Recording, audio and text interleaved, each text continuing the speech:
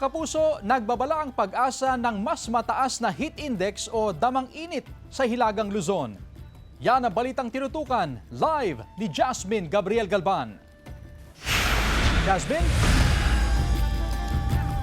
Chris, kasabay ng pagsisimula ng dry season ang panawagan ng Department of Health sa publiko na mag-ingat sa mga sakit na karaniwang nakukuha kapag exposed sa matinding sikat ng araw. Tuloy na natapos ang amihan season sa bansa na hudyat ng pagsimula ng dry season o tag-init ayon sa pag-asa. Asahan na raw ang maalinsangan na panahon hanggang sa mga susunod na buwan. Kahapon, naitala ang 40 degrees Celsius na heat index sa Dagupan City.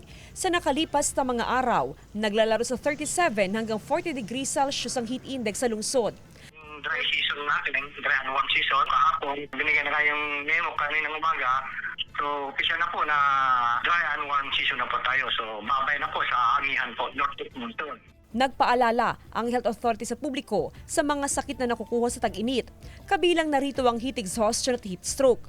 Karaniwang itatala ang pinakamainit na temperatura sa pagitan ng alas 10 ng umaga hanggang alas 3 ng hapon.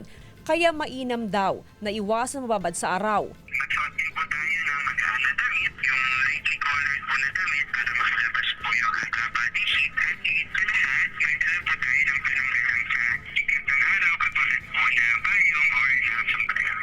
Unang linggo pa lang daw ng Marso ay ramdam na ang init ng panahon.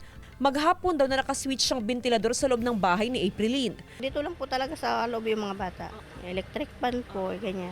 Pero pag ano po talaga, nakababad sila sa tubig.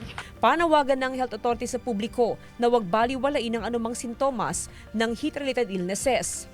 Ugaliin din daw na laging hydrated ang katawan. Chris, sa monitoring ng pag-asa last year ay karaniwang na itatala yung pinakamainit na temperatura sa pagitan ng alas 10 ng umaga hanggang alas 5 ng hapon. Kaya ang panawagan ng Health Authority ay iwasan yung mga outdoor activities sa ganyang mga pagkakataon o sa ganyang mga panahon.